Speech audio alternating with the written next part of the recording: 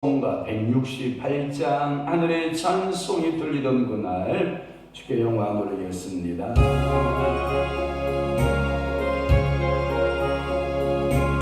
예뻐 올려져가요.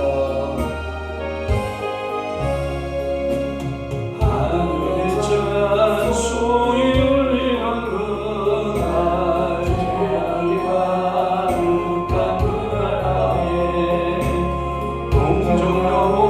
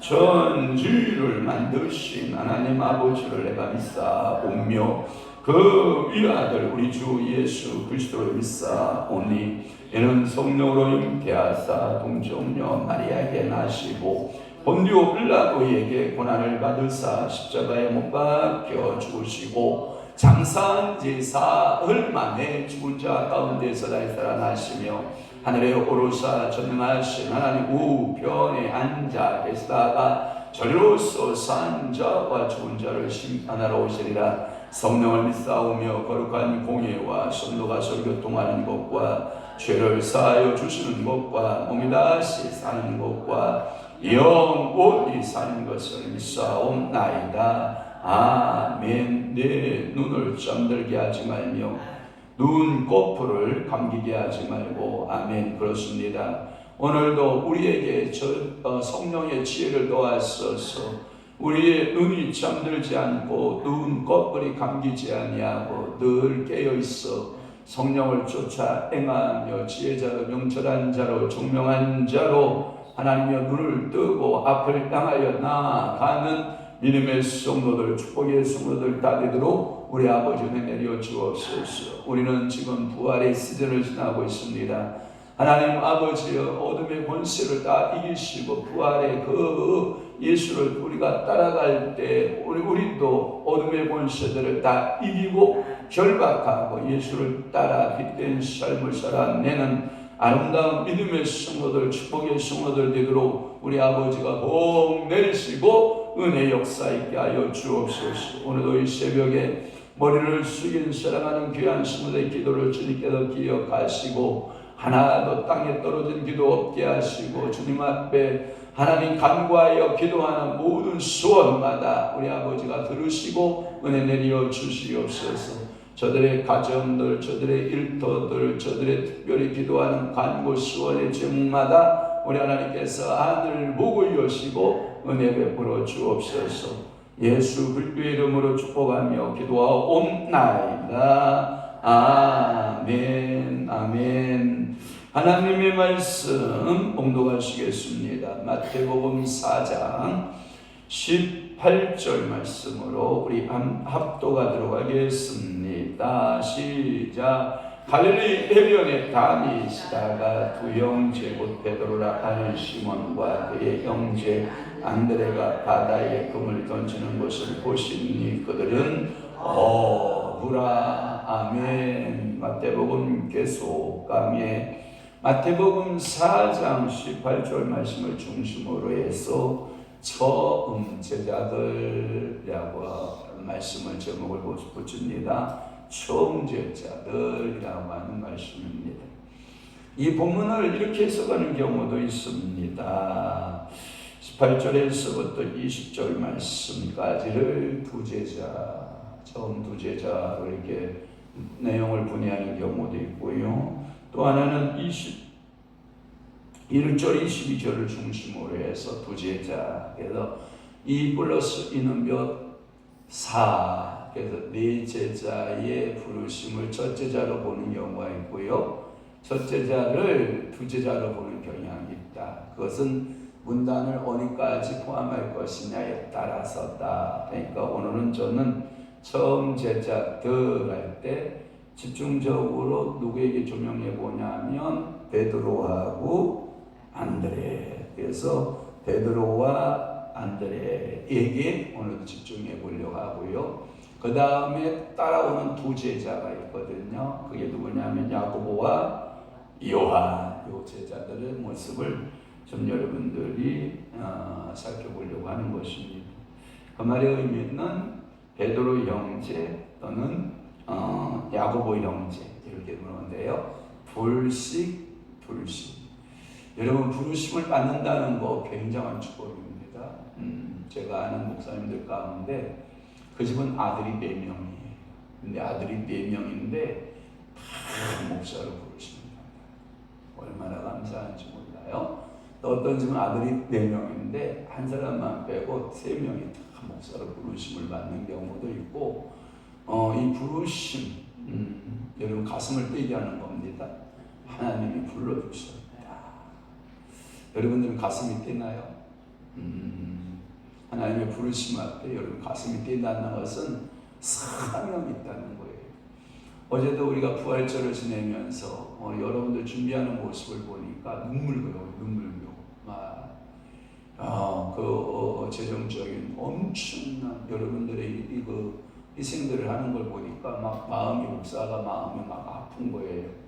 저렇게 희생을 하는데 하나님 복 주셔야 되는데 보니까 부활 준비하느라고 여러분들 음식 준비하지요, 꽃 준비하지요, 계란 준비하지요, 헌금 준비하지요 하는 모습들을 보면 참 대단하다. 준비되어진 훈련되어진 모습들을 보면 너무 감사하고 저렇게 쉼에 지나도록 애쓰고 수고하는 모습들을 보면 너무 감사한 생각이 들고요. 이게 여러분들 우리 세대니까 가능합니다. 우리 세대니까 이게 가능하고 젊은 세대들에게는 이게 헌신을 찾아볼 수 없는 시대가 오고 있다라고 하는 것이고, 우리는 그래서 기도해야 되고요. 우리 세대의 헌신이 다음 세대의 부르심으로 헌신이 이루어지도록 우리는 뭐 해야 된다? 기도해야 된다라고 하는 거예요. 이 부르심을 만난다. 그것도 예수님으로부터 직접 한 가문에 두 명씩. 여러분 12제자 가운데 4명이면요. 이게 3분의 1입니다. 이 3분의 1이 이 감당할 수 있는 처음 제자를 이렇게 불렀다라고 하는 이들 4제자는 성경의 역사 가운데에서요. 여러분 알잖아요. 베드로, 야고보, 요한 하면 삼트리오 아닙니까? 그래서 항상 첫 번째 베드로에 대해 중심을 두시고 두 번째 세 제자 중심을 두죠. 베드로와 야고보, 요한에게. 한 예를 들면 베나산상에 오를 때 12제자를 다 데리고 올라가요? 세 제자를 데리고 올라가요? 그렇지. 그래서 하나, 그 다음에 세, 그 다음에 열, 그 다음에 11, 그 다음에 12이거든요. 그러니까 한 제자가 대신하고 교회에서 성령의 시대에 와서 드디어 한 제자를 보충하거든요. 그러니까 이러한 모습들을 보면 이 가문이 예수 그리스도로부터 집중을 받았다. 이거는 엄청난 축복이라고 하는 거예요. 그 처음에 거론되고 있는 이름이 누구냐면 베드로예요. 베드로. 그래서 베드로는 끝까지 뭐라고 그러냐면 수제자 이런 표현을 씁니다. 그래서 예수님의 수제자가 누구냐? 그러면 베드로. 그래서 이제 이 제자가 성령 충만 받으면 뭘로 변하요? 사도로 변하죠. 그러니까 사도성을 가진 로마 가톨릭 교회는 교황의 자기 그 교황의 뿌리를 얻어 찾는다. 수제자인 베드로를 통해서 찾아낸다라고 하는 것은 교회사적인 의미가 크다라고 하는 것을 볼 수 있고요. 예수께서 공생애의 처음이잖아요. 공생의 시작을 할 때 뭐부터 시작하냐? 물론 그는 세례 받으셨어요. 그리고 40일 금식도 하셨어요. 그리고 바로 제자 선택에 들어가셔요. 그러니까 제자 선택에 들어가시고 그래서 제자들과 함께 공유하는, 그래서 하나님의 나라를 함께 공유하는. 그는 이 땅에 어떤 성전 짓기 하지 않았고요. 그분은 어떠한 데모크라시, 사람을 모아서 어떤 그 희지부 운동을 벌이는 분이 아니에요. 운동가가 아니라고요. 그분은 공생의 시작에서 가장 먼저 한 것은 사람을 택하는 거였어요. 베드로, 그 다음에 안드레, 그 다음에 야고보, 요한, 이러한 제자를 선택해서 하나님 나라를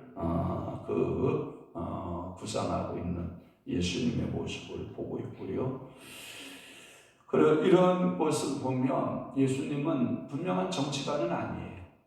어떤 학자도 아니셨고, 예수님 어떤 경제가도 아니셨고, 예수님은 인류를 구원하실 하나님의 아들로서 필요하시면 어떤 때는 그는 의사처럼 많은 사람들을 고쳐주셔야 됐고, 굶주린 사람들에게 오병이어 칠병이어 기적. 그러니까 제가 늘 여러분들 그런 얘기 했잖아요. 성경의 오병이어 기적은 누구를 향한 거? 히브리인들, 유대인들을 향한 거. 그 다음에 칠병이어는 이방인들을 향한 거. 그래서 이 사건을 컨택한 것은, 성령의 지면에 컨택한 것은 예수님의 3년 사역 가운데 딱 2번밖에 있었던 것이다. 많은 사건 중에 2번을 컨택한 것이다. 그래 성경을 그렇게 보는 것이 지혜로운 거예요. 예수님께서 많은 우리들을 먹이셨거든요. 그때 많은 일들이 있었지만 이 성경 기자에 의해서 두 사건, 대표적으로 유대인적 사건, 그 다음에 하나는 이방인적 사건을 기록한 것이지, 예수님은 이 땅에 오셔서 두 번의 기적, 오병이어 질병이어 기적만 있었다, 이게 딱 잡아 설명하기는 좀 단호한 면이 있지 않냐라고 하는 것이고요. 이 처음 제자를 부르시는 이 사건들의 모습을 보면요, 너무 재밌습니다. 사복음서에 다 들어있는데, 오늘 본문에 마태복음 오늘 본문이기도 하고요, 마가복음 1장 16절 20절, 누가복음 5장 1절에 11절, 요한복음 1장 40절에서 43절에 보면, 요한복음은 조금 생각을 다르하고 있는 게 뭐냐면, 안드레가 베드로의 그 동생 안드레가 원래는, 여러분 세례요한 아시나요?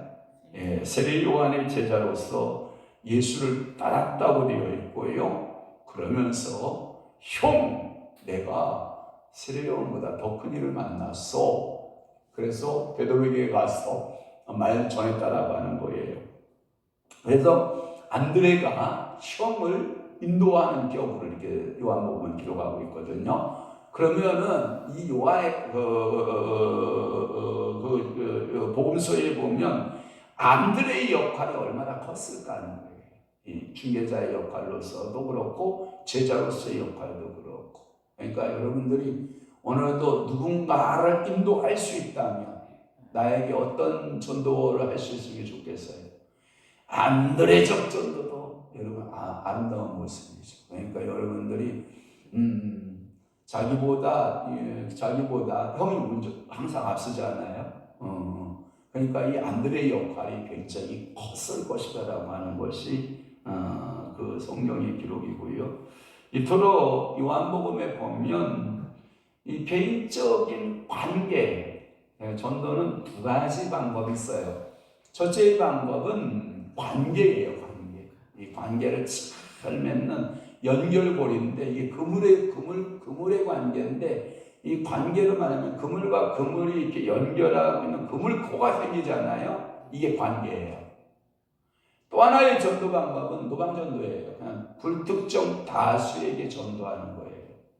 여러분, 이건요 효과가 거의 없어요. 예를 들어서 통계적으로 우리 신학생 때 통계적으로 8만 장을 전도지를 만들어서 뿌렸대요. 그리고 몇 명이 원화를 받대요. 몇 명 올 것 같아요? 8만 장 뿌리면?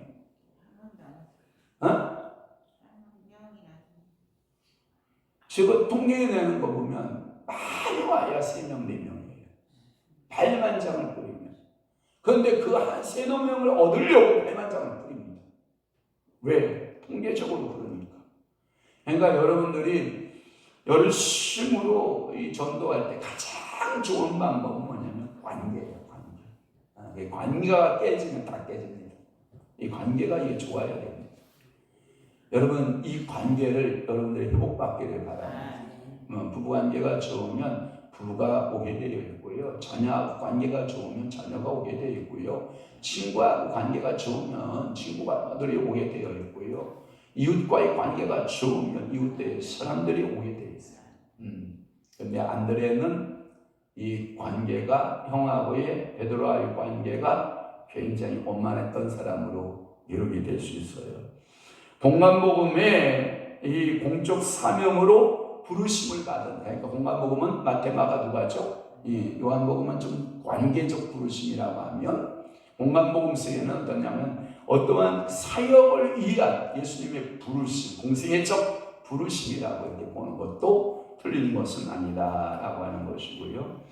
또 하나 18절 말씀에 보면 갈릴리라고 하는 곳에, 갈릴리 해변이라고 하는 말씀에 여러분들이 줄을 그어 보시길 바랍니다. 해변, 갈릴리 해변. 거기에 보면 해변 이야기가 그 앞에 있어요. 어디 나올까요? 해변. 해변 길과 이방의 길 갈릴리야. 뭔 소리 하는 거야 지금? 자, 이런 거예요. 해변이라는 이야기가 어디에 나오냐면 15절을 볼래요. 15절에 보면 어디가 나와요? 요단강 저편 해변. 그렇죠. 스불론 땅과 납달리 땅과 요단강 저편 해변. 이 해변의 이야기들을 계속하고 있는 것은 뭐냐면 실적으로 바다의 해변은 아니에요.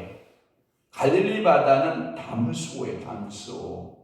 그런데 이 히브리적 사고 가운데 물을 담아놓는 큰 물을 가리켜서 그들은 늘상적으로 바다라 그래요.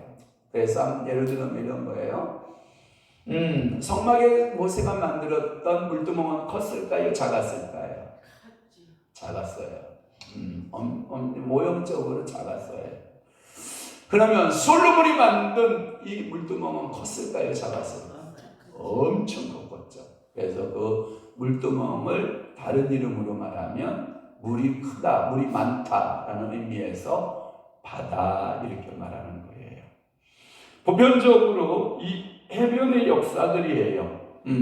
오늘도 그 해변의 역사들을 보면 어떤 일이 있냐면 16절에 보면 흑암에 있는 사람들이에요. 그런데 이 해변이 흑암들이 가득한 곳에 사는 무리 가운데 큰 빛 대신 누가 간 거예요? 예수가 가서 그들을 부르시는 거예요. 어느덧 여러분들은 해변에 머물긴 하는데 거기서 갈릴리에서 왜 그들이 있었냐면 이 갈릴리는 뭐가 많냐면 풍부한 어족이 많아요. 물고기가 많다 이 말이에요. 그러니까 이 물고기가 많으니까 물고기를 잡아서 생계를 유지하는 그 수단으로서 갈릴리 바다의 해변 이렇게 여러분들이 표현하고 있고요. 또 하나는 이 갈릴리에 대한 이름들이 너무 다양해요. 별칭들이 많아요. 혹시 여러분 게네사렛이라는 말 들어보셨어요?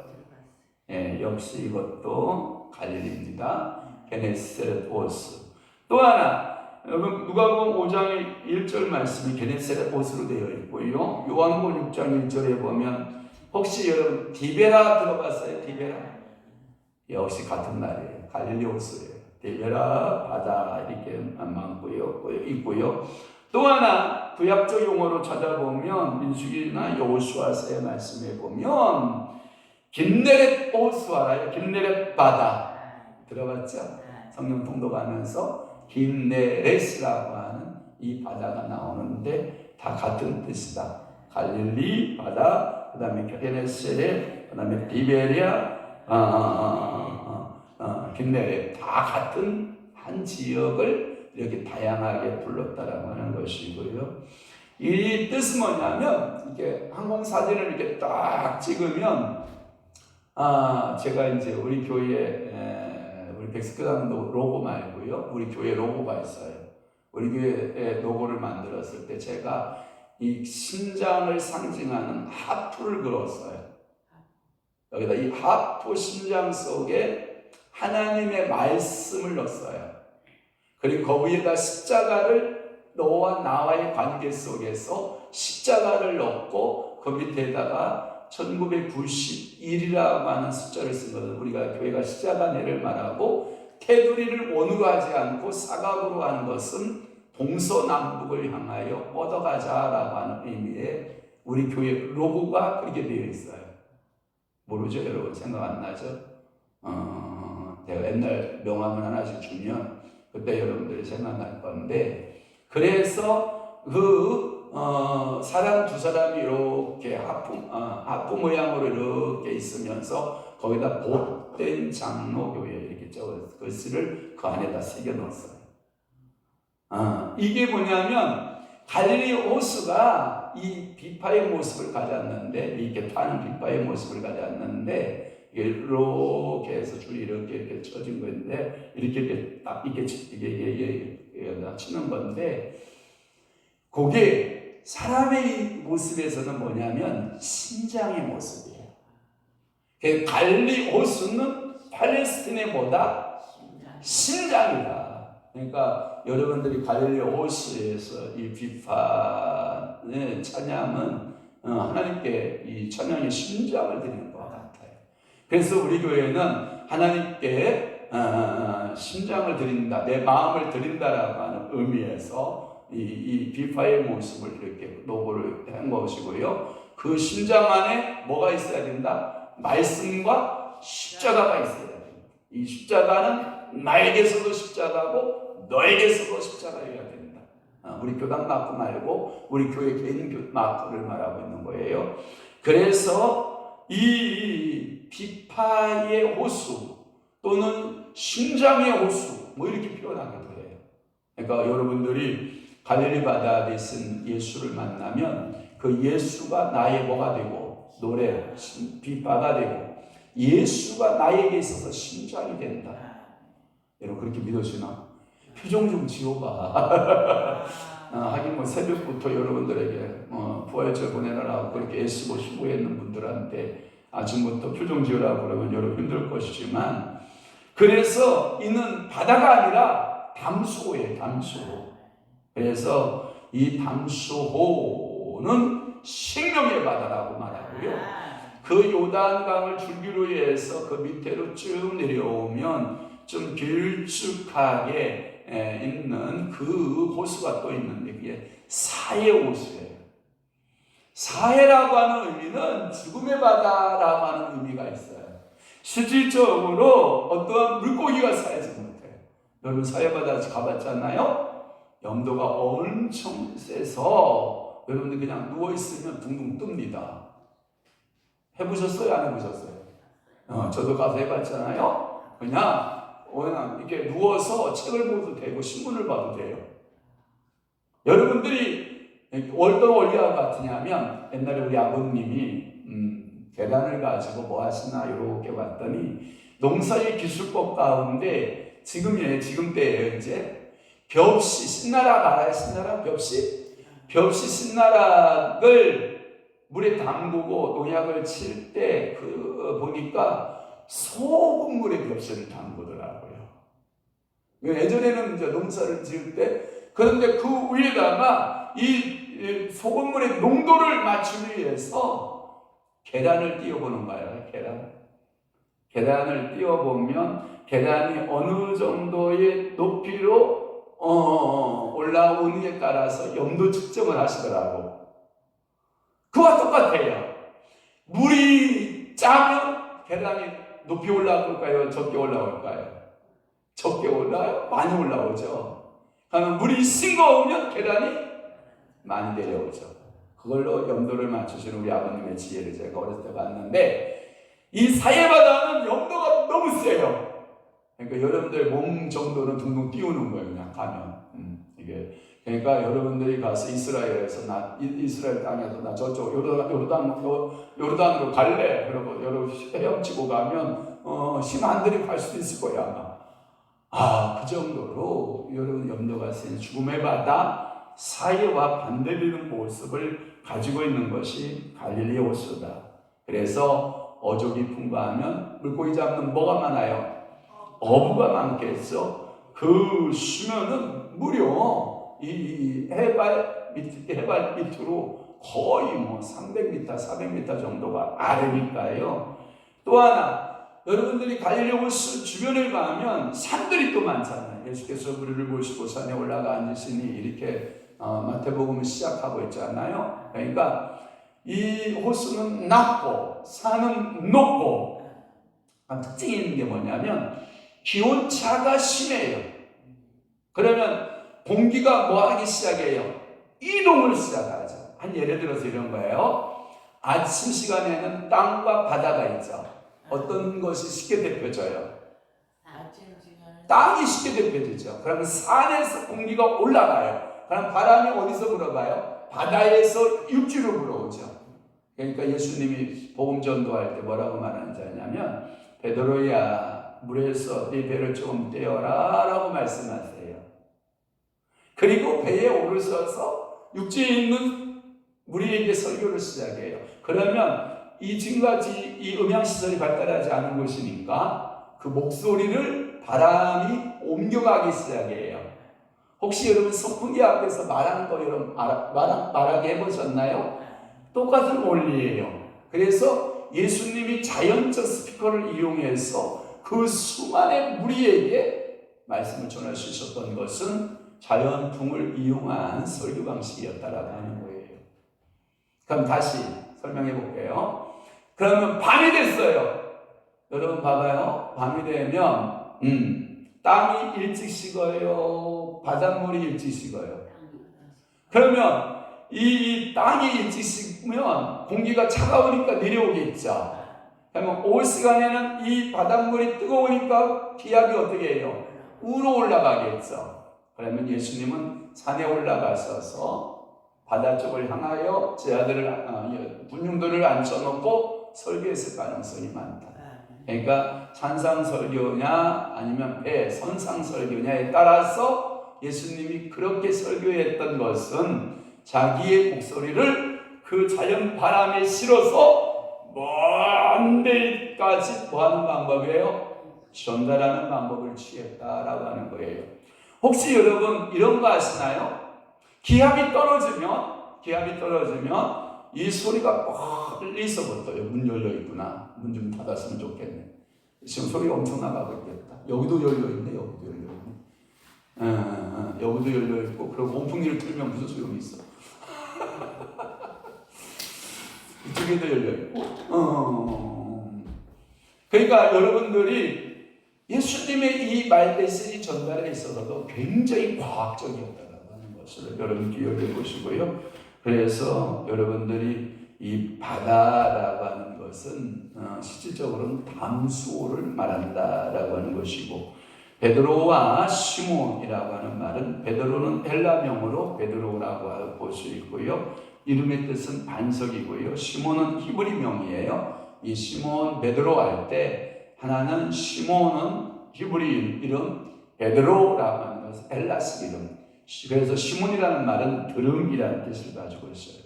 그러니까 여러분들이 뭐냐면 베드로 너는 너의 이름을 이제는 베드로라 할 것이다. 헬라식 이름으로 지어준 거고요. 거기에 이름 속에 뭔 뜻이 있냐면 베드로야 너는 유대인에서 듣는 자지만 실질적으로는 너는 반석이 이방인의 기초석이 될 거야.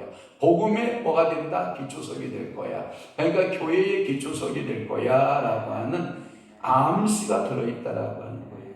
또 하나 안드레는요 원래 이 이름이 히브리식 이름이 아니에요. 이 안드레도 헬라명이에요. 헬라.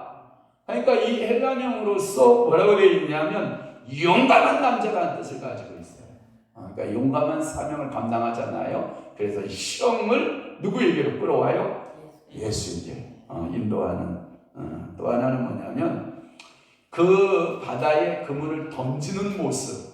이제 첫째 자, 두째 자는 그물을 던졌다라는 표현을 쓰고 있고요. 베드로와 안드레는 깁는 자의 던지는 자의 모습이면 야고보와 요한은 깁는 자의 사명이에요. 어쩌면 이게 뭘 상징하냐면 뭘 암시하냐면 이걸 보고 하나님의 암시가 들어있어요. 던지는 자와 깁는 자는요 약간 성향이 달라요. 이 던지는 자라고 하는 것은 뭐냐면 이런 표현을 써요. 이 구망을 던질 때 몸을 돌려서 그물을 펴서 던지잖아요. 이런 표현을 가지고 있어요.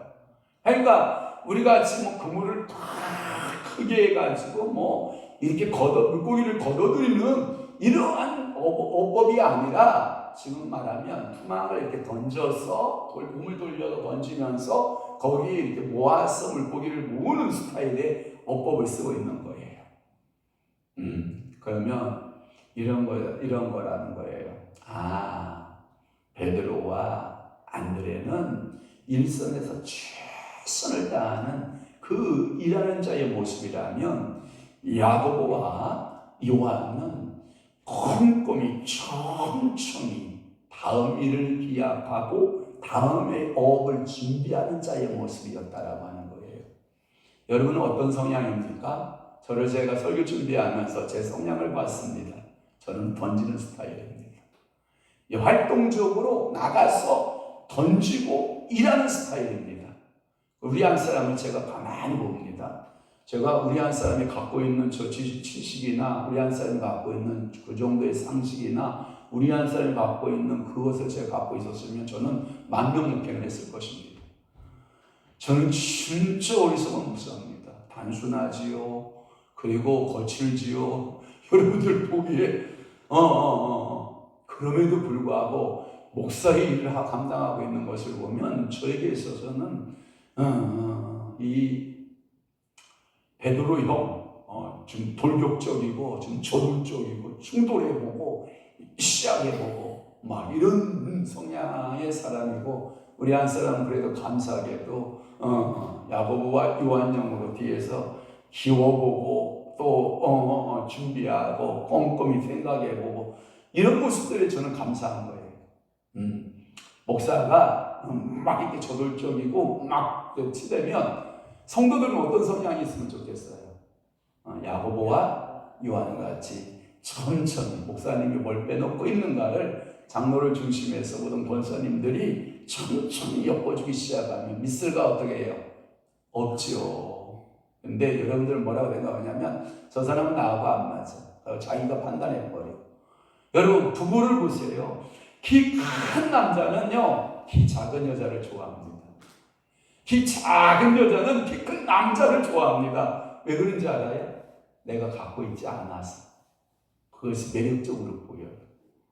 그래서 부부가 같이 만난다, 다르게 만난다. 제가 보니까 다 달라요. 성격이 다 달라요. 목사의 성격과 성도의 성격이 같다 다르다?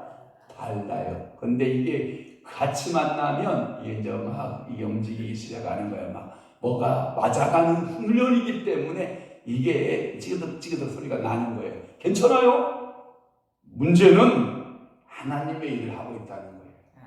이런 형태든 저런 형태든 하나님이 영광을 받으신다라고 하는 거예요. 그러니까 오늘도 여러분들이 어떤 일의 형태든 사명대로 부르심대로 감당할 수 있는 은혜를 주옵소서라고 이 새벽에 여러분 기도할 수 있기를 바랍니다.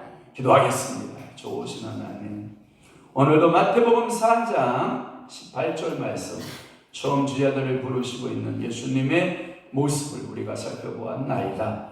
갈릴리 우리의 사역의 중심지요 베드로라 하는 시몬 그리고 안드레 저 두 제자를 부르셨던 것처럼 오늘도 우리가 주님 앞에 나와 예배하는 것은 주님께서 우리를 부르심이요, 우리가 성도들이고 또는 목사로, 장로로, 권사로, 집사로 또한 성도로 여러 가지 일을 감당할 수 있는 것은 주님의 부르심이라는 사실을 우리 마음속에 다시 한번 새겨보고, 어떤 형태의 성격이든 하나님은 완벽하여 주유를 이루시고 하나님의 영광을 위해서 쓰임받는다라고 하는 그 사실들을 우리가 주님 앞에 믿고 기도할 수 있는 아름다운 은혜들이 넘쳐나게 하여 주옵소서.